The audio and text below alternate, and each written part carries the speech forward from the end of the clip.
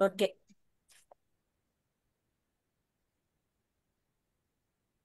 అందరికీ వందనాలండి. దేవునికి మరొకసారి ఈ అవకాశం ఇచ్చినందుకు వందనాలు చెల్లించుకుంటూ ఈ ఉదయకాలం మనందరం కూడా ఈ పునరుత్థాన దినం ఆచరించి మళ్ళీ ఈ సాయంకాల సమయంలో ఒక చిన్న మందగా చేరి ఆయన వాక్యాన్ని ధ్యానించగలిగే కృప అనుగ్రహించినంత వందనాలు చెల్లించుకుందాం. ఎందుకంటే వాక్యం చాలా విరివిగా దొరుకుతుంది మనకి. ఆ విరివిగా దొరుకుతుంది కాబట్టి చులకన చేస్తున్నామేమో. ఎందుకంటే ఇతర కార్యక్రమాలకి, అంటే మన జూమ్ మీటింగ్ సభ్యులను కాదు, సాధారణంగా పరిశుద్ధ దినమును పరిశుద్ధంగా ఆచరించండి అంటే 1 అవర్ 1.5 అవర్ అక్కడ ఉన్న తర్వాత ఆ తర్వాత అంతా కూడా లోక సంబంధమైన విషయాల్లోనే ఉంటున్నాం. కానీ రాబోయే రోజుల గురించి, అలాగే మన చుట్టుపక్కల జరుగుతున్నటువంటి విషయాలు కూడా మనం పరిశీలించినప్పుడు కాలము సమీపంగా ఉంది కాబట్టి జ్ఞానయుక్తంగా ప్రవర్తించాలి మనం అని ఆలోచించి మోషే చెప్పినట్టుగా జ్ఞాన హృదయంతో మా దినములు లెక్కించుకుంటూ జీవించగలిగే కృప అనుగ్రహించమని మోషే ఎట్లాగైతే అడిగాడు, ఆ తరతరములకు నివాస స్థలమైన మన దేవుని దగ్గరికి మనం వెళ్ళేటప్పటికి ఆయనకి ఇష్టమైన జీవితం ఎంతకాలం జీవించామో, ఆయనకి ఇష్టమైన దినములు మన జీవితంలో ఎన్ని ఉన్నాయని చెప్పి లెక్కించుకుంటూ జీవిద్దాం. అట్లాంటి కృప దేవుడు అనుగ్రహించాలని కోరుకుంటూ ఈరోజు మూలవాక్యం సామెతల గ్రంథం 14వ అధ్యాయం 1వ వచనం. సామెతల గ్రంథం 14వ అధ్యాయం 1వ వచనం. జ్ఞానవంతురాలు తన ఇల్లు కట్టును, మూఢురాలు తన చేతులతో తన ఇల్లు ఊడబెరుకును. జ్ఞానవంతురాలు తన ఇల్లు కట్టును, మూఢురాలు తన చేతులతో తన ఇల్లు ఊడబెరుకును. ప్రేమ మేడం మా తండ్రి, ఈ తరుణం మాకు అనుగ్రహించినంత వందనాలు తండ్రి. నీ వాక్యం ధ్యానించబోతూ ఉంటాడుగా నన్ను మరుగుపరచండి, మీరే ఆధ్యాత్మిక మర్మాలు వెల్లడి చేయండి తండ్రి. ప్రతి ఒక్కరికి కూడా వినగల చెవి, గ్రహించగల మనసు, ఆచరించగలిగే హృదయం దయచండి. నీ పరిశుద్ధాత్మ నడిపింపు దయచండి దేవుడు. నీకే వందనాలు తండ్రి. అదే విధంగా వాక్యం ధ్యానిస్తున్న నాకు నన్ను మరుగుపరిచి ఆధ్యాత్మిక మర్మాలు మీరే వెల్లడి చేయమని, ఎక్కడ ఏ రకమైన టెక్నికల్ ప్రాబ్లమ్స్ కానీ ఏ ప్రాబ్లమ్స్ లేకుండా కార్యానికి ఘనంగా స్థుతించుకునే వాక్యం దయచేయండి. వాక్యం ధ్యానించిన తర్వాత నాయన మమ్మల్ని మేము పరీక్షించుకుని జ్ఞానవంతురాలుగా ఉండటానికి మేము ఎట్లా జీవించాలి, మూఢురాలుగా ఎట్లా ఉండకూడదు అనే అంశాన్ని కూడా మేము ఒక్కసారి అవలోకనం చేసుకుని మా జీవితంలో ఒకవేళ మేము ధ్యానించిన స్త్రీల యొక్క లక్షణాలు ఏమైనా ఉన్నాయేమో మేము సరిచేసుకుని జ్ఞానవంతురాలుగా మా గృహాలు నిర్మించుకుని కృప మాకు అనుగ్రహించమని మా ప్రభువును నీ ప్రియ కుమారుడైన యేసుక్రీస్తు ద్వారా వేడుకుంటున్నాం తండ్రి. ఆమేన్. ఈరోజు అంటే మరి హెబ్రీ గ్రంథం ధ్యానించాం. పౌలు గారి పత్రికలు ఆల్మోస్ట్ 3 సంవత్సరాల పైనే మనం ధ్యానించడం జరిగింది. దేవుడు ఆ పత్రికలు ధ్యానించడానికి ఆయన తన కృప ఎంతగానో చూపించారు. ఎందుకంటే పరిశుద్ధ గ్రంథం మొత్తం మీద చూస్తుంటే మరి పౌలు గారి పత్రికలు ధ్యానించడం అనేది చాలా కష్టమైనటువంటి అంశం. అంటే నేనేదో గొప్పగా చెప్పానని కాదు, కానీ ఆ పత్రికలు విశ్లేషించి ధ్యానించుకోవడం అంటే ఇప్పటికీ కూడా నేను చాలాసార్లు చెప్పాను, క్రిస్టియన్ బుక్ స్టాల్స్ లో పరిశుద్ధ గ్రంథం తర్వాత అత్యధికంగా అమ్ముడుపోయేది ఏంటంటే పౌలు గారి సాహిత్యం, పౌలు గారు రాసిన పత్రికలు, దాని మీద విశ్లేషణలు. అంటే ప్రపంచం అంతా కూడా ఆయన సాహిత్యం ఎంత ఇన్ఫ్లుయెన్స్ చూపించింది దాన్ని బట్టి మనం తెలుసుకోవచ్చు.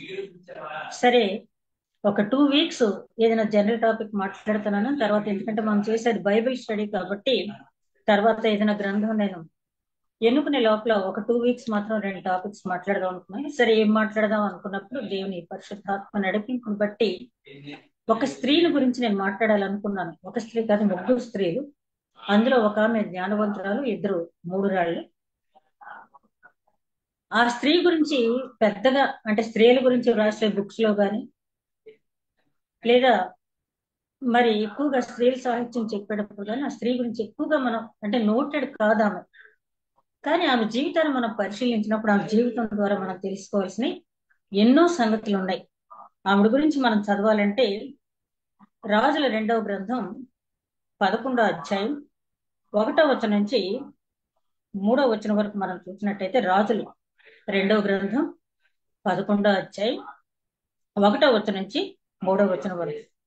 అహజ్యా తల్లి అయిన అతల్య తన కుమారుడు మృతి పొందినని తెలుసుకొని లేచి రాజకుమారులు మృతి పొందినని తెలుసుకొని లేచి రాజకుమారులు అందరినీ నాశనము చేశాను. రాజైన యెహోరాము కుమార్తెను అహజ్యాకు సహోదరియు అయిన యెహోషెబ అహజ్యా కుమారుడైన యోవాషును హతమైన రాజకుమారులతో కూడా చంపబడకుండా అతని రహస్యంగా తప్పించెను. కనుక వారు అతని దాదిని పడక గదిలో అతల్యాకు మరుగుగా ఉంచి ఉండడం చేత అతడు చంపబడకుండాను. అతల్యా దేశమును ఏలుతుండగా ఇతడు 6 సంవత్సరములు యెహోవా మందిరంలో దాదితో కూడా దాచబడి ఉండెను. ఇదే విషయాన్ని దినవృత్తాంతాల గ్రంథంలో 22వ అధ్యాయంలో కూడా మనం గమనించినట్లయితే, దినవృత్తాంతాల గ్రంథం 22వ అధ్యాయం 10వ వచనం నుంచి మనం గమనించినట్లయితే, అహజ్యా తల్లి అయిన అతల్య తన కుమారుడు చనిపోయినని వినినప్పుడు ఆమె లేచి యూదా వారి సంబంధులకు రాజవంశస్థులందరినీ హతము చేసెను. అయితే రాజునకు కుమార్తె అయిన యెహోషబతు అహజ్యా కుమారుడైన యోవాషును హతులైన రాజకుమారుల నుండి దొంగిలించి అతనిని అతని దాదిని ఒక పడకటింటిలో ఉంచెను. యెహోరాము రాజు కుమార్తెను యెహోయోద అను యాజకుని భార్య అయిన యెహోషబతు అతల్యాకు కనపడకుండా అతని దాచిపెట్టిన కనుక ఆమె అతనిని చంపలేకపోయెను. ఈ యెహోషబతు అహజ్యాకు సహోదరి. 6 సంవత్సరములు అతడు వారితో కూడా దేవుని మందిరంలో దాచబడి ఉండెను. ఆ కాలము అతల్యా దేశమును పరిపాలించాను. ఈ వాక్యం చదవటం ద్వారా నేను ఎవరి గురించి చెప్పబోతున్నది మీకు అర్థమయ్యే ఉంది. ఆవిడ పేరు రాజుల గ్రంథంలో యెహోషెబ అని రాస్తుంది. దినవృత్తాంతాల గ్రంథంలో యెహోషబత్ అని రాసింది. యెహోషబత్ అనే పేరే కరెక్ట్. దినవృత్తాంతాల గ్రంథంలో యూదా రాజుల చరిత్ర అంతా కూడా చాలా చక్కగా రాయబడి ఉంది. మనకి రాజుల కాలక్రమ పట్టిక వాళ్ళు పరిపాలించిన కాలం చూసుకుంటా వస్తే అందులో యూదా వంశంలో యూదా రాజుల్లో పరిపాలించినటువంటి ఒకే ఒక్క రాణి అతల్య. ఈ అతల్య ఇశ్రాయేలీలకు కానీ యూదా వారికి కానీ అసలు చెప్పాలంటే రాణిగా ఉన్నది ఆమె ఒక్కతే. అంత చక్కటి అవకాశం ఆవిడకి వచ్చింది. కానీ ఆవిడ ప్రవర్తన గురించి మనం రాజుల 2వ గ్రంథం 11వ అధ్యాయంలోను, దినవృత్తాంతాలు 2వ గ్రంథం 22వ అధ్యాయం 10వ వచనం చూసినప్పుడు ఆవిడ ఏం చేసిందంటే, తన భర్త చనిపోయిన తర్వాత తన కొడుకు పరిపాలించిన తర్వాత 2 సంవత్సరాలు అతను పరిపాలించిన తర్వాత ఆ కొడుకు చనిపోయిన తర్వాత ఇక తనే రాణిగా తనకు తానే ప్రకటించుకుని రాజవంశీకులందరినీ కూడా చంపేసింది. అంటే తనకి ఎవరు కూడా అడ్డు లేకుండా ఉండాలని చంపేస్తుంది. ఆ చంపే క్రమంలో తన కుమార్తె, ఆ అతల్య కుమార్తె యెహోషబత్ ఏం చేసిందంటే, తన తల్లి రాజవంశీకులందరినీ చంపేసి ఆ సింహాసనం మీద యూదా వంశానికి చెందిన వారు ఎవరు లేకుండా చేస్తుందని గమనించి చాలా ధైర్య సాహసాలతో ఆ అమ్మాయి ఏం చేస్తుందంటే, ఆ రాజవంశంలో బిడ్డలందరినీ చంపేసేటప్పుడు ఆ చంపబడిన బిడ్డల నుంచి ఒక బిడ్డను దొంగిలించి ఆయన దినవృత్తాంతాల్లో ఉంది. చంపబడిన బిడ్డల నుంచి అక్కడ సేకరించి అని చెప్పుకుంది. ఆ బిడ్డను తీసి ఏం చేసిందంటే, తన తల్లి ఎంత దుర్మార్గురాలో దుష్టురాలో ఎంతకు తెగిస్తుందో ఆవిడ తెలుసు కాబట్టి అమ్మాయికి, అమ్మాయి ఏం చేసిందంటే ఆ కుర్రాడిని ఒక దాదికి అప్పచెప్పి ఆ దాదిని ఈ కుర్రాడిని కూడా దేవాలయంలో తెరల వెనక ఎంత జాగ్రత్తగా పెంచిందో, ఎక్కడ కూడా సౌండ్ కూడా రాకుండా ఎవరికి వినపడకుండా అతి జాగ్రత్తగా పిల్లాడిని 6 సంవత్సరాలు పెంచింది. 7వ సంవత్సరం రాజుగా అతన్ని చేయటం అనేది జరిగింది. ఇక్కడ మనం చూసినప్పుడు అన్యులు అంటారు కదా, అంటే దేవుడు నెరగిన వారు ఏమంటారంటే, ఒక సామెత ఏంటంటే గంజాయి వనంలోంచి తులసి మొక్క వస్తుందా అని. మన బైబిల్లో అయితే నజరేతులో నుండి ఏదైనా మంచిది రాగలదా, వస్తుందా అని చెప్పి. యెహోషబతు జీవితాన్ని మనం గమనించినప్పుడు దాదాపు ఈమె జీవితం కూడా అట్లాగే ఉంది. ఈమెకి ఆ పుట్టింటి తరపు నుంచి గాని తండ్రి తరపు నుంచి గాని ఉన్నటువంటి వంశావళిని మనం చూసినట్టయితే ఏ ఒక్కడు కూడా దైవభక్తి ఉన్నవాళ్ళు కాదు. ఈమె పుట్టిన ఇంటి గురించి మనం చూసినట్టయితే ఈమె తల్లి అతల్య, తండ్రి యెహోరాము. యెహోరాము తండ్రి అహజ్య, అహజ్య భార్య యెజబెలు, యెజబెలు తండ్రి యాద్బయల్. అలాగే ఈ ఆహాబు తండ్రి ఒమ్రి, ఆహాబు తండ్రి ఒమ్రి. ఈ ఒమ్రి ఎట్లాంటి వాడంటే ఆ ఒమ్రి అనే మాటకి యెహోవా యొక్క దాసుడు అని చెప్పి ఒమ్రి తండ్రి గారు పేరు పెట్టారు. ఈ ఒమ్రి ఏమవుతాడు యెహోషాపాతుకి? తాతకి తండ్రి అంటే ముత్తాత, అమ్మ తరపు నుంచి ముత్తాత అవుతాడు యెహోషాపాతుకి ఒమ్రి. ఈ ఒమ్రి పేరైతే యెహోవా యొక్క దాసుడు అని పెద్దవాళ్ళు పెట్టారు, కానీ అతని ప్రవర్తన మాత్రం ఆ విధంగా లేదు. ఇతడు దుర్మార్గుడు. ఇతను ఏం చేశాడంటే ఆ ఒక సేట్ దగ్గర, అరబ్ షేక్ దగ్గర ఒక కొండ కొని, అతని పేరు షెకెం అయితే అతని పేరున షోమ్రోను కొండ అనేది స్థాపించి ఇశ్రాయేలీలు అక్కడ ఈ ఆరాధనలు చేసుకోవటానికి వీలు కల్పించాడు. ఇతను 12 సంవత్సరాలు పరిపాలించాడు. ఈ 12 సంవత్సరాల్లో ఇతను 6 సంవత్సరాలు తిర్సాలోను, 6 సంవత్సరాలు షోమ్రోలోను పరిపాలించాడు. ఇతను ఏంటంటే చాలా దుష్టుడు, మత భ్రష్టుడు అని చెప్పి ఇతనికి పేరు. మీకా గ్రంథం 6వ అధ్యాయం 16వ వచనంలో ఇతని గురించి చెప్పబడిన మాట ఏంటంటే, మీరు ఒమ్రీ కట్టడలను అనుసరిస్తూ ఆహాబు ఇంటి వారి పనులు చేస్తూ ఉన్నారు అని చెప్పి అక్కడ మీకా ప్రవక్త ఇశ్రాయేలీని గద్దించడం జరిగింది. మీరు ఒమ్రీ ప్రవక్త చేసే పనులు చేస్తున్నారు, ఆహాబు ఇంటి వారు చేసే పనులు చేస్తున్నారు అంటే యెహోషాపాతు ముత్తాత అనమాట ఇతను ఒమ్రీ. ఈ ఒమ్రీ కొడుకు ఆహాబు. ఈ ఆహాబు గారి చరిత్ర చూస్తే, ఈ ఆహాబు ఇశ్రాయేలీల రాజు. ఇతడు చాలా దుర్మార్గమైనటువంటి ప్రవర్తన తండ్రి దగ్గర నుంచి అలవర్చుకున్నాడు. దానికి తగ్గట్టుగా ఆహాబు గారి భార్య యెజబెలు మనందరికీ తెలుసు. ఈ యెజబెలు తండ్రి పేరు యాద్బయల్. ఇతను సీదోను ప్రాంతాల్లో చెందినవాడు, బహు విగ్రహారాధనకు పుట్టినటువంటి ఆ ప్రాంతానికి చెందినవాడు. అట్లాంటి ప్రాంతం నుంచి తీసుకొచ్చి ఈ ఒమ్రి ఆ యెజబెల్ని తన కుమారుడైనటువంటి ఆహాబుకి చేశాడు. ఈ యెజబెల్ చాలా భయంకరమైనటువంటి స్త్రీ. మొట్టమొదటి 3 రాళ్ళు, ఇప్పుడు మనం చెప్పుకునే దాంట్లో మొట్టమొదటి 3 రాళ్ళు ఈమె. యెజబెల్ చక్కటి రాణి స్థానంలో ఉండి ఆ ఇశ్రాయేల్ రాజు అయినటువంటి ఆహాబు పట్ట మహిషిగా ఎన్నో మంచి పనులు చేయడు. కానీ అధికార దుర్వినియోగం చేసి ఈవిడేం చేసిందంటే 450 మంది బయలుదేవత పూజారులను, 400 మంది అషేరా దేవత పూజారులను ఆవిడ పెంచి పోషిస్తూ యెహోవా భక్తుల్ని చంపటం మొదలుపెట్టినప్పుడు ప్రవక్త ఏలియా లేచి వాళ్ళందరినీ సంహరించడం జరిగింది. ఈవిడ ఏం చేసినట్టు తన భర్త అయిన ఆహాబు దగ్గర నుంచి అధికారం అంతా కూడా తన చేతిలోకి తీసేసుకుంది. తన చేతిలో తీసుకుని కేవలం రబ్బర్ స్టాంప్ లాగా భర్తని చేసింది. ఈ 3 రాళ్ళు భర్తని కేవలం 3 రాళ్ళుగా చేసింది. యెజబెల్ ఎవరు? యెహోషాపాతుకి అమ్మమ్మ.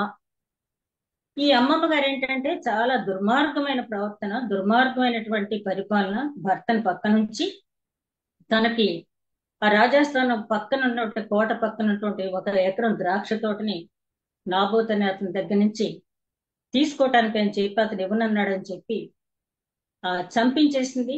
అప్పుడు ఏలియా ప్రవక్త వచ్చి అంటాడు, ఎక్కడైతే అతని రక్తం కుక్కలు నాకుతున్నాయో అక్కడే నీ రక్తం కూడా కుక్కలు నాకుతాయని చెప్పి ఈ ఆహాబు ఏం చేశాడంటే ఫేనీకే మతాన్ని ప్రచురంలోకి తీసుకొచ్చాడు. అది రాజగృహాలు తర్వాత బాగా రిచ్ పీపుల్ ఆ మతాన్ని అనుసరించారు. మనం సురోఫెనికా స్త్రీ అని చూస్తాం కదా మత్తయి సువార్తలో. ఈ సురోఫెనికా స్త్రీ కూడా ఈ ఫేనీకే భాషను అనుసరిస్తూ ఫేనీకే వంశానికి ఒక వంశమే స్థాపించేశాడు ఆహాబు, దైవ వ్యతిరేకమైన. అయితే ఈ ఆహాబు ఏం చేశాడంటే, ఈ ఆహాబుకి యూదారాజు అనేటువంటి యెహోషాపాతు అనే ఒక స్నేహితుడు ఉన్నాడు. యూదారాజులు మంచి వాళ్ళలో యెహోషాపాతు కూడా చాలా మంచి రాజు. ఈయన గురించి మనం దినవృత్తాంతాల గ్రంథం 19వ అధ్యాయం దగ్గర చూడకు. చాలా మంచి ప్రార్థన పరుడు. 4 పక్కల నుంచి 4 సైన్యాలు తన మీదకి వచ్చేటప్పుడు ఉపవాస దినం ప్రకటించి మంచి విజయం పొంది బెరాకాలో స్థుతి చెల్లించినటువంటి ప్రార్థనా పరుడు యెహోషాపాతు. యెహోషాపాతు కుమారుడు యెహోరాము. వీళ్ళు యూదులు ఇశ్రాయేలీతో విజయం అందుకోరు. ఎందుకంటే ఇశ్రాయేలీలు బాగా విగ్రహారాధకులు.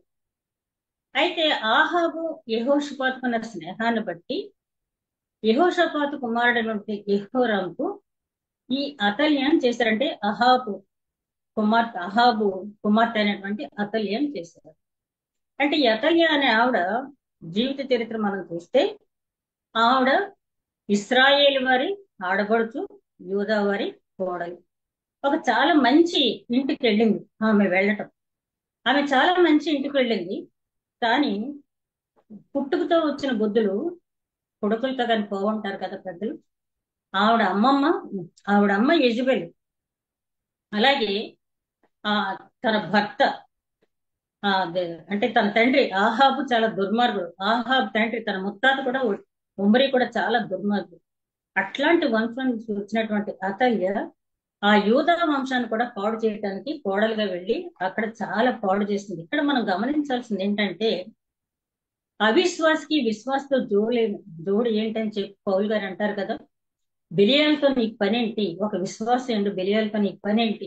ఈ మధ్య చాలా వివాహాల్లో చాలా మంది ఎక్కడ సరిపెట్టుకుంటున్నారంటే అన్ని అయిన తర్వాత ఒకవేళ అమ్మాయి గాని అబ్బాయి గాని విశ్వాసం కాకపోతే మ్యారేజ్ అయిన తర్వాత వాళ్ళే సర్దుకుంటారులేండి, అమ్మాయి అబ్బాయిని మార్చుకోవచ్చు, అబ్బాయిని అమ్మాయిని మార్చుకోవచ్చు, దాంట్లో పెద్ద ఏమి లేదులేండి అని చెప్పి కొట్టుపారేస్తున్నారు. అది ఎప్పుడు కూడా చాలా తప్పు. అవిశ్వాసి అని తెలిసి అవిశ్వాస అయిన భార్యను చేసుకోకూడదు. అలాగే అవిశ్వాసి అని తెలిసి అవిశ్వాస అయిన భర్తను చేసుకోకూడదు. చేసుకుంటే ఏమవుద్దంటే వాళ్ళు వీళ్ళని మాత్రం కాదు కానీ వీళ్ళే వాళ్ళ వైపుకు వెళ్ళి విగ్రహారాధికులు అయిపోయినటువంటి సంఘటనలు చాలా మనం చూస్తూ ఉన్నాం. ఇక్కడ అతల్య కూడా అదే చేసింది. యూదా వంశపు కోడలైంది. అసలు యూదా రాజుల చరిత్రలో విగ్రహారాధన అనేది లేదు. యెహోషాపాతు కుమారుడు యెహోరాము మంచివాడే, కానీ బాధ్యతలు కీలుబొమ్మైపోయాడు. బాధ్యతలు కీలుబొమ్మైపోయి భార్య ఏ మాట చెప్తే ఆ మాటకి ఎదురు చెప్పకుండా భార్య నడిచినట్టుగానే నడిచాడు. చెడు పనులు విగ్రహారాధనలు చాలా చేయించింది భర్తతో ఈ అతల్య. సరే, భర్తను అలా చెడగొట్టింది. భర్త అనవసరమైన యుద్ధానికి వెళ్ళి అక్కడ మరణించాడు యెహూ అనే అతని చేతిలో. ఆ మరణించినప్పుడు యెహూ అనే అతను అతని చుట్టుపక్కల ఉన్న వాళ్ళు అంటారు, మనస్ఫూర్తిగా యెహోవాను వెతికినటువంటి యెహోషాపాతు కుమారుడు కదా ఇతను అని చెప్పి చాలా బాధపడతారంటే అట్లాంటి తండ్రి కడుపుని ఇట్లాంటి కుమారుడు పుట్టాడా అని చెప్పి అనుకుంటారు యెహోరాము గురించి. ఆ యెహోరాము చనిపోయాడు. యెహోరాము చనిపోయిన తర్వాత అతని జ్యేష్ఠ కుమారుడైనటువంటి అహజ్యా రాజు అయ్యాడు. ఈ అహజ్యా రాజు అయిన తర్వాత ఈ అహజ్యా చేసిన పని ఏంటంటే తన సోదరులందరినీ కూడా చంపేశాడు. తన సింహాసనానికి అడ్డు రాకూడదు, ఆటంకం రాకూడదు అని చెప్పి చంపేయటం జరిగింది. ఆ జరిగిన తర్వాత ఈ అతల్య ఏం చేసిందంటే భర్తను ఎట్లాగైతే పెడదారిలో నడిపించిందో కుమారుని కూడా అలాగే పెడదారిలో నడిపించడం అనేది జరిగింది. అహజ్యా కూడా విగ్రహారాధనకు లోనే, అలాగే చేయకూడని పనులని కూడా చాలా చేయటం అనేది జరిగింది. తత్ఫలితంగా అహజ్యా కూడా చనిపోయాడు. దేవుని దృష్టిలో చాలా చెడు కార్యాలు చేశాడు అహజ్యా కూడా. ఎందుకంటే తల్లే చేయించాడు. అంటే తల్లి ఎట్లాంటిదైనా పిల్లల్ని సన్మార్గంలో నడిపించుకుంటా చూస్తుంది, ఏ తల్లి అయినా కూడా. ఈ తల్లి కొడుకుని చెడగొట్టేసింది, భర్తని చెడగొట్టింది. ఇట్లాంటి మూడు రాలైనటువంటి స్త్రీ, రెండో స్త్రీ మొట్టమొదటేమో యెజబెల్, ఆహాబ్ భార్య. ఆ యెజబెల్ కూతురు అతల్య. ఈ అతల్య ఆహాబు కూతురు, యెహోరాము భార్య. మంచి ప్రార్థనాపరుడైనటువంటి మామగారు యెహోషాపాతు కోడలు. ఆ కోడలు మామగారు బట్టి కూడా ఈవిడికి ఏమి కూడా జ్ఞానం కలగలేదు. మొత్తం అత్తగారింటిని అంతటినీ కూడా విగ్రహారాధనమయం చేసేసింది. అందుకని విశ్వాసి అవిశ్వాసి చేసుకుంటే ఎట్లాంటి ఫలితాలు ఉంటాయి అనేది ఈ అతల్య క్యారెక్టర్ ద్వారా మనం చూడవచ్చు. ఇటు భర్తని చెడగొట్టేసింది, కొడుకును కూడా విగ్రహారాధన వైపు మళ్లించింది. ఎందుకు చేతగాని వాళ్ళ చేసింది. అహజ్యా మరణించిన తర్వాత ఏం చేసిందంటే ఇక మిగతా రాజవంశీకులు ఎవరైతే చిన్నవాళ్ళు అప్పుడు, ఎందుకంటే ఈ అహజ్యానే అన్నదమ్ములందరినీ చంపించేశాడు కదా, ఇక మిగతా వాళ్ళని ఈవిడ చంపించేసింది. చంపించేస్తే ఆ సమయంలో యెహోషాపాతు ఏం చేసిందంటే తన తల్లి చేసే దుర్మార్గత్వం చూసి, అయ్యో నా అన్న చనిపోయాడు, అన్నకి వారసుడు లేకుండా పోతున్నాడు, వారసత్వం లేకుండా పోతున్నాడు ఎలాగని చెప్పి ఆలోచించి ఒక బిడ్డను తీసుకొచ్చారు. చనిపోతున్న బిడ్డలు అంటే చనిపోయారని వదిలేసి వెళ్ళి ఉంటారు ఆ చంపేవాళ్ళు. ఒక బిడ్డ బ్రతికుంటే దేవుని ఏర్పాటు అనుకున్న ఆ బిడ్డను తీసుకొచ్చి చాలా ప్రాణాలు తెగించి పెంచింది. ఆ బిడ్డ పేరు యోవాషు. ఆ యోవాషు 6 సంవత్సరాలు యెహోషాపాతు దగ్గర పెరిగి ఆ తర్వాత రాజు అయ్యాడు. యోవాషు పరిపాలన అంతా కూడా చాలా మంచి పరిపాలన జరిగింది. ఇప్పుడు మనం చూసిన దాంట్లో యెజబెల్ గురించి మనం చాలాసార్లు చెప్పుకుంటూ ఉంటాం. ఏ స్త్రీ ప్రవర్తన సరిగ్గా లేకపోతే పురుష స్వభావం కలిగిన స్త్రీలను చూసి ఏమంటారంటే అదొక యెజబెల్ అంటారు. లేకపోతే వాక్యానికి విరుద్ధమైన ప్రవర్తన, క్రైస్తవురాలు అయి ఉండి వాక్యానికి విరుద్ధమైన ప్రవర్తన, వాక్యానికి విరుద్ధమైన బోధ, అబద్ధ బోధ చేస్తుంటే ఆమె ఒక యెజబెల్ అంటారు.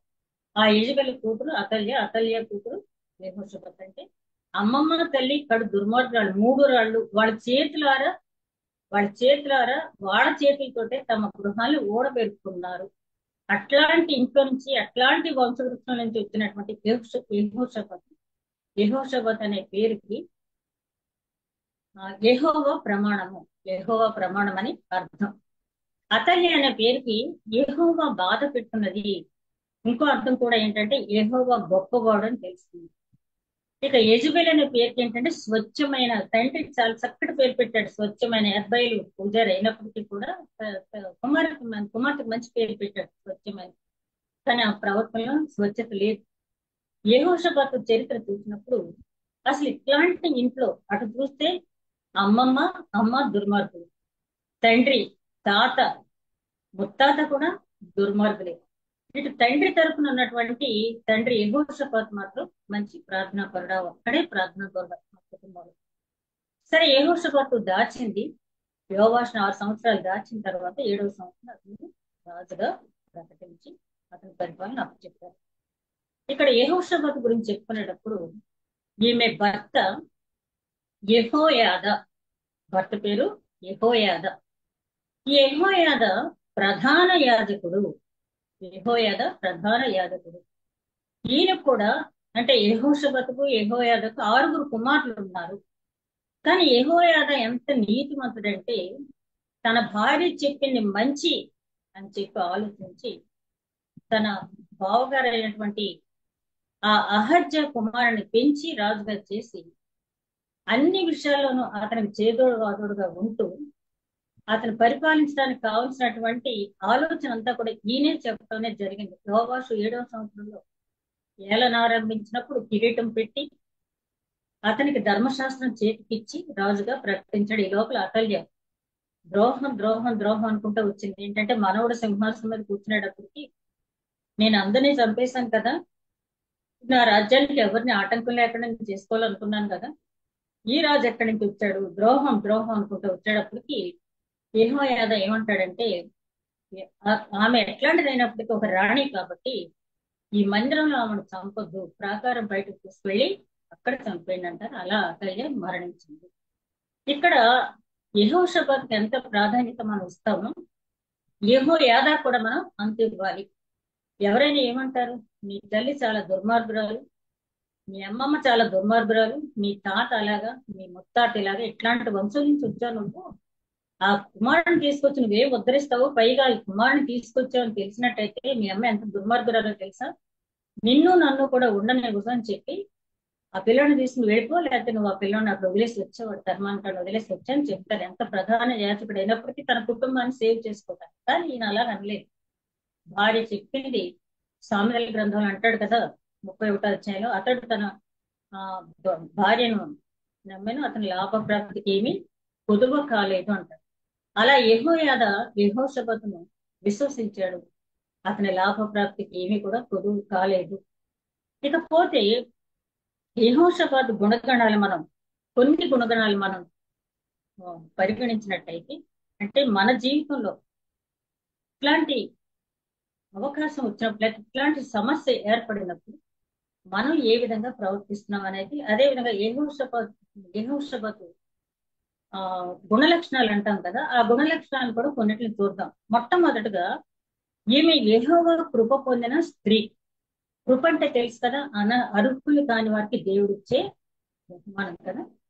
అది నిజంగా ఈవిడికి అర్హత లేదు. ఎందుకంటే తల్లి దుర్మార్గురాలు, అమ్మమ్మ దుర్మార్గురాలు, ముత్తాత, తాత వీళ్ళందరూ కూడా దుర్మార్గులే, తండ్రి కూడా దుర్మార్గుడు, అన్నగారు దుర్మార్గుడు. ఇట్లాంటి కుటుంబంలో ఈమెకు దేవుడు చూపిన కృప ఏంటంటే, అంటే ఈవిడ మనస్తత్వాన్ని బట్టి, ఈమెకు దేవుని యందు ఉన్న భయభక్తులు బట్టి దేవుడి పట్ల కృప చూపించి ఒక ప్రధాన యాజకుని భార్య అయ్యే కృప అనుగ్రహించాడు దేవుడు. అదే విధంగా అనుగ్రహించబడిన కృపను ఈమె నిర్లక్ష్యం చేయలేదు. పౌలు గారు రోమలికి రాసిన పత్రికలోను, కొరింథీలు రాసిన పత్రికలోను పదే పదే చెప్తాడని, కృపను నిర్లక్ష్యం చెయ్యవద్దు, దేవుడు ఇచ్చిన కృపను నిర్లక్ష్యం చెయ్యవద్దు. కృప పొందే వరకు మంచిగా ప్రవర్తించి ఆ తర్వాత కృపను నిర్లక్ష్యం చేసిన వాళ్ళు కూడా చాలా మంది మన నోమం చూస్తాం. అంతవరకు 9వ అధ్యాయం వరకు నీతిమంతుడు, 10వ అధ్యాయం వచ్చేటప్పటికి ఏమైంది, లోతును చూస్తాం, నీతిమంతుడే, ఆ తర్వాత జీవితం. అలా కాకుండా కృపను నిర్లక్ష్యం చేయవద్దు.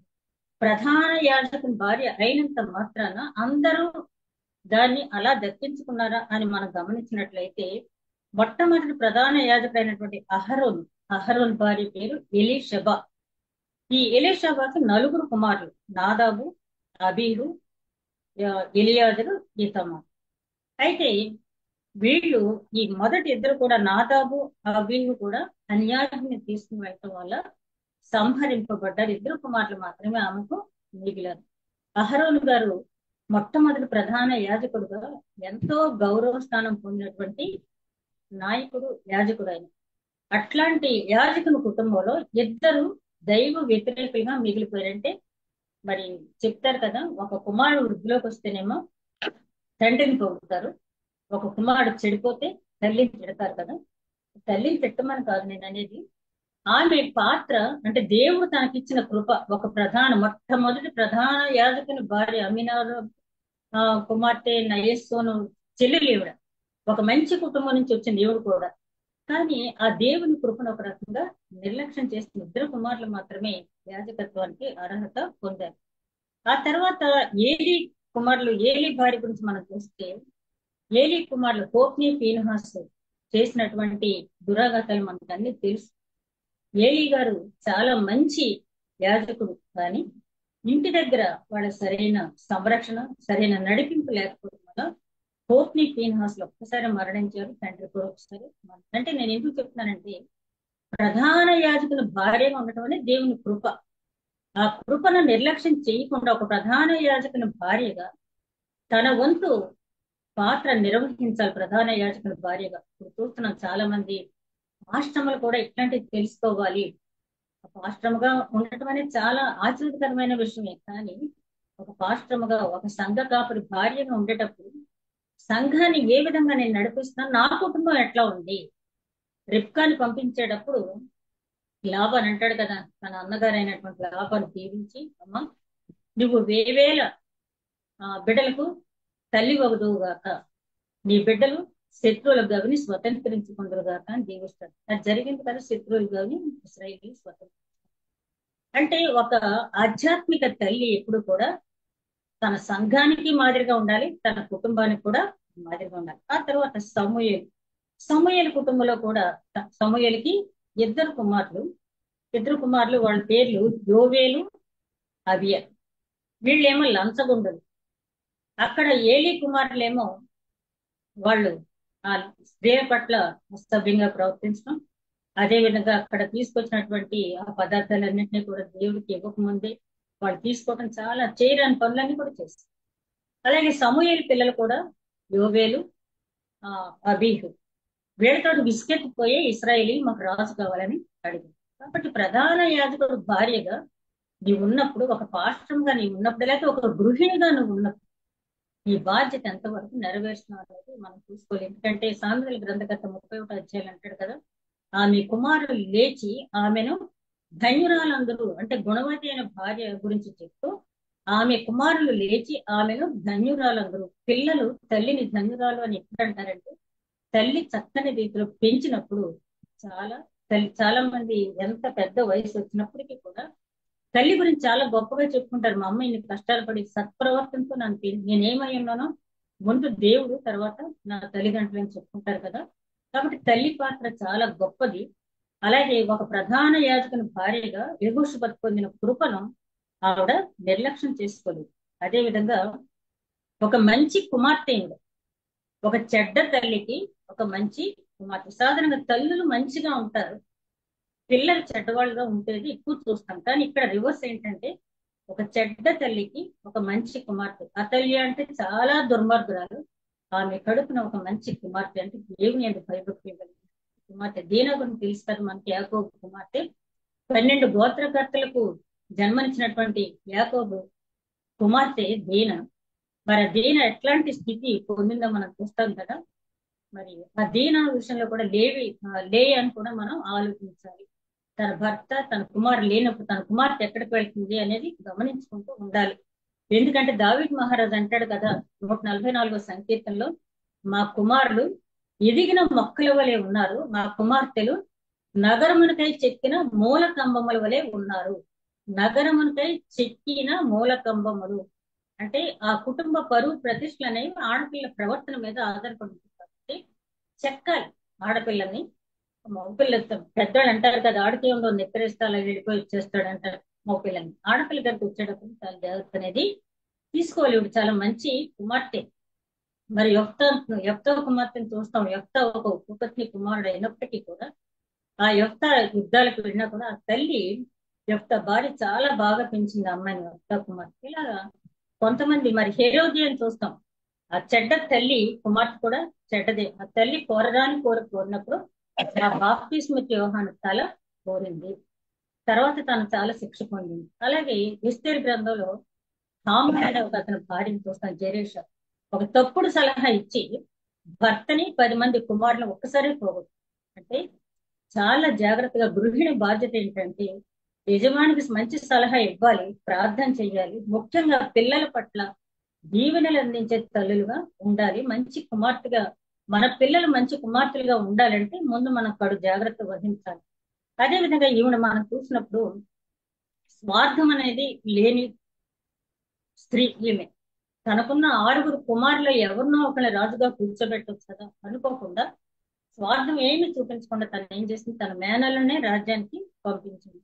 స్వార్థరహితంగా మన క్రైస్తవ స్త్రీ ఎప్పుడు కూడా స్వార్థరహితంగానే ఆలోచించాలి. ఎందుకంటే ప్రేమ లేనిదే నిన్ను వలే నీ పొరుగువాడిని ప్రేమించుకో అన్నప్పుడు, మన గృహంలో ఉన్న వాళ్ళని మనం ప్రేమించలేకపోతే బయట వాళ్ళ పట్ల ఏ రకంగా ప్రేమ మనం చూపించగలంటే, ఒక మంచి పొజిషన్ లో నా కుమారుడు వెళ్తాడు కదా, నా మేనల్ని ఎందుకు కూర్చోబెట్టాలి అక్కడ అని చెప్పి స్వార్థంగా ఆమె ఆలోచించలేదు. తన భర్త కూడా ఆలోచించలేదు. అదే విధంగా ఆవిడ దేవుని ధర్మశాస్త్రాన్ని, ఆజ్ఞలను బాగా అర్థం చేసుకుంది.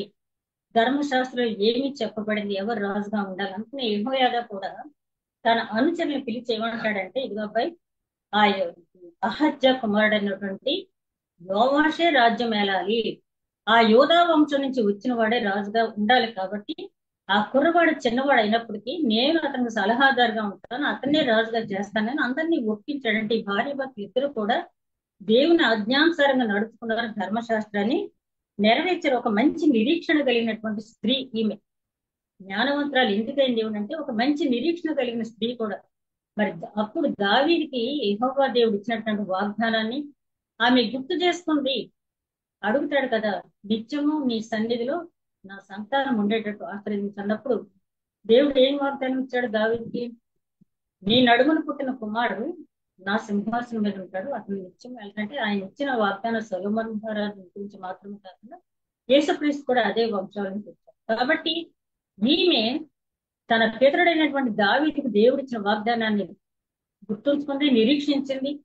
యూదా వంశం నుంచి రాజు ఉండాలని చెప్పి తన మేళని తీసుకెళ్లి ఆ సింహాసనం మీద కూర్చోబెట్టింది. అదే విధంగా మరొక విషయాన్ని కూడా మనం చూసినట్లయితే, ఈమె తెగింపు కలిగినటువంటి స్త్రీ. తెగింపు అనేది ఎందుకంటున్నాం అంటే, తన తల్లి గురించి ఈవిడ బాగా తెలుసు కదా, ఎంత దుర్మార్గులో ఆ తల్లి, ఎంత దుర్మార్గులలో ఇందుకు బాగా తెలుసు. అయినా కూడా విశ్వాసుల తెగింపు అంటారు కదా, ఆ విశ్వాసుల తెగింపు అనేది ఎప్పుడు వస్తుందంటే హెబ్రీ గ్రంథకర్త అంటాడు కదా 11వ అధ్యాయం 6వ వచనంలో, విశ్వాసం లేకుండా దేవునికి ఇష్టడై ఉండట అసాధ్యము.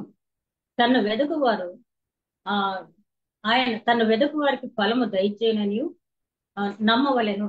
అంటే విశ్వాసం ఎప్పుడు కూడా ఒకవేళ ఛాలెంజ్ ఎదుర్కోవాల్సి వస్తే ఎదుర్కోవాలి.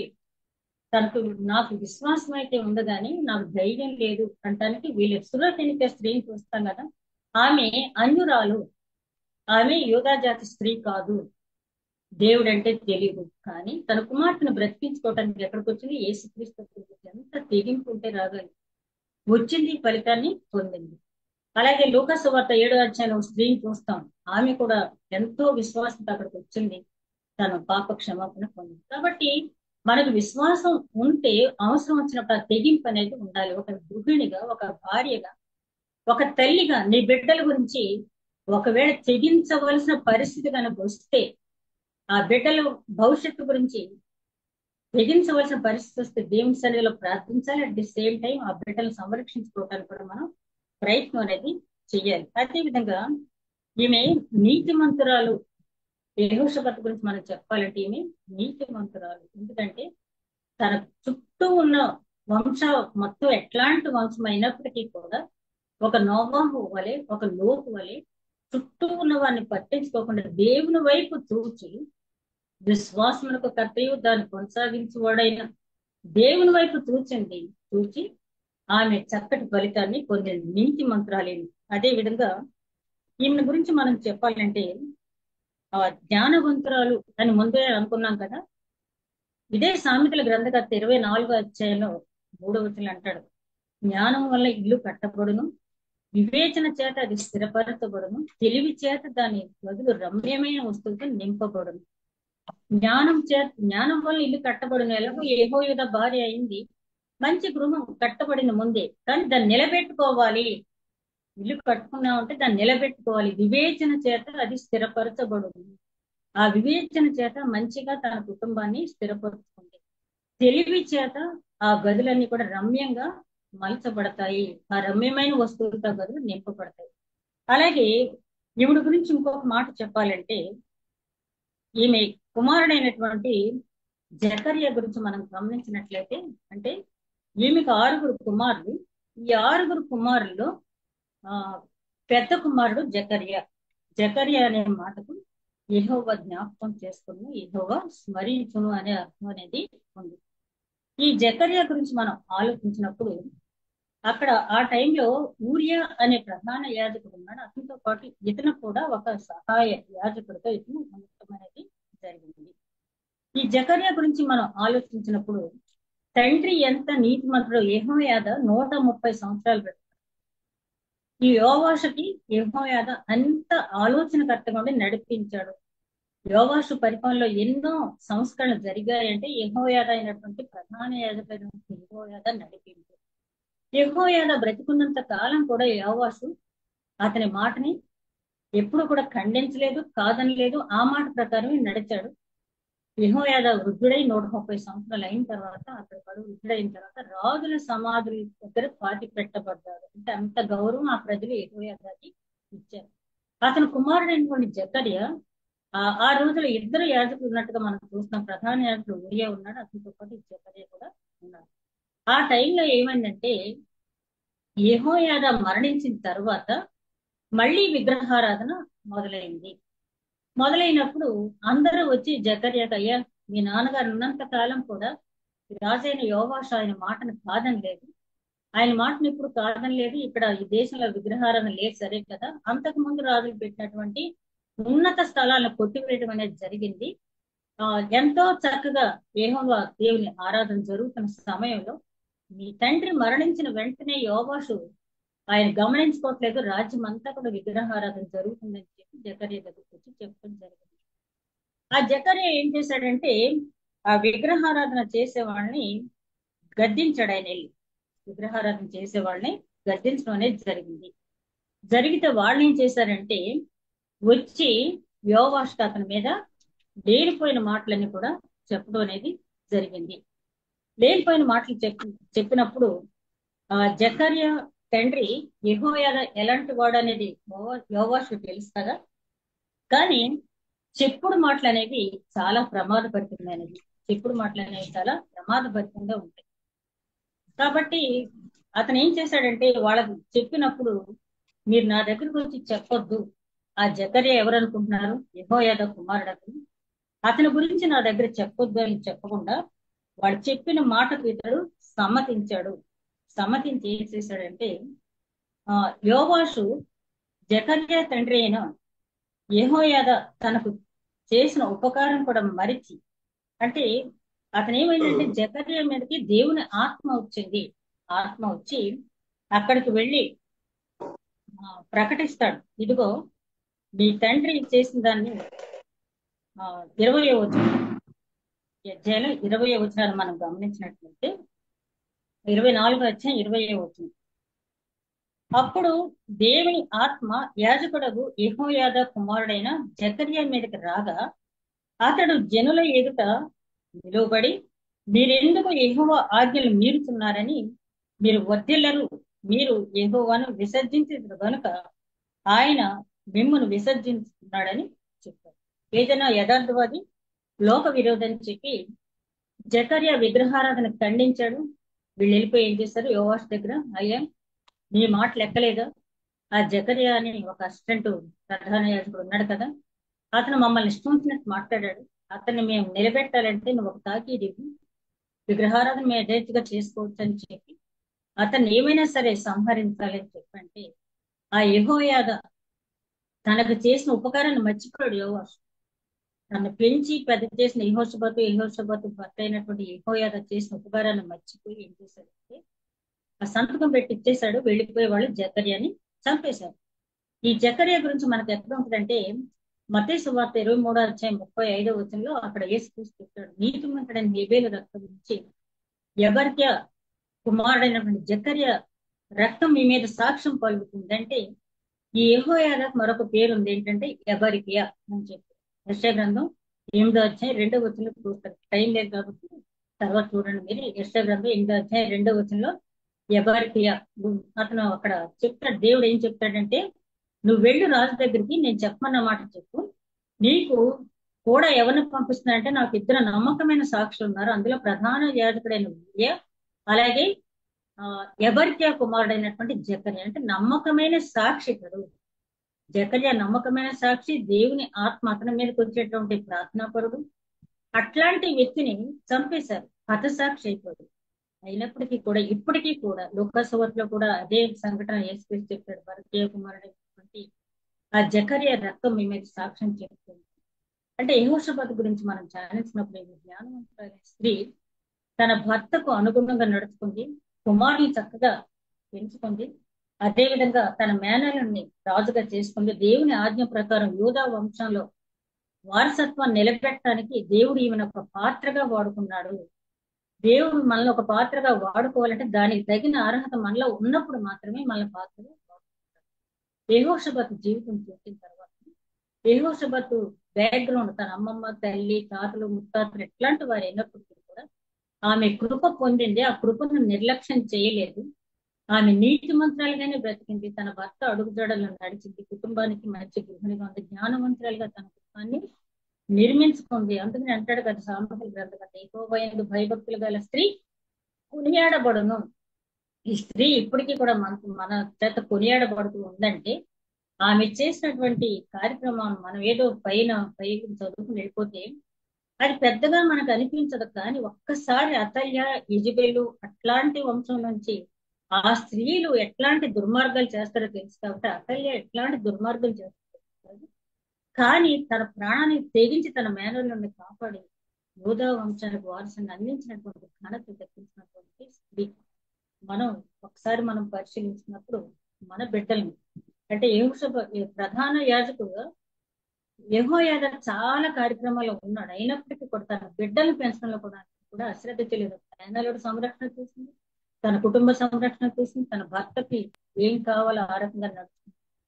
అట్టి ధన్యకరమైన జీవితం పొందింది. కాబట్టి యెహోషాపాతు జీవితాన్ని ధ్యానించిన మనం, అంటే అట్లాంటి సంఘటన మనకు ఎదురు కాకపోవచ్చు, ఏదైనా మనం ఛాలెంజ్ గా తీసుకోవాల్సి వచ్చి ఉపకారం చేయవలసి వస్తే దేవుని ధర్మశాస్త్రం నెరవేర్చుక దేవుని ఆజ్ఞ నెరవేర్చుక మనం పాత్రదారులు కావాల్సి వచ్చినప్పుడు మనం ఏ విధంగా ప్రవర్తిస్తాం పరిశీలించి ఒకవేళ వెనకడుగులో ఉన్నట్టయితే మన జ్ఞాన హృదయంతో మనం ముందుకు వెళ్ళడానికి దేవుడు మన ప్రతి కృప మనకి అనుగ్రహించిన కాక దయగలమో ధ్యానించిన వారు నూరంతలుగా ఫలింపచ్చు మా ప్రభువును నీ ప్రియ కుమారుడైన యేసుక్రీస్తు ద్వారా వేడుకుంటున్నాం ఆమేన్.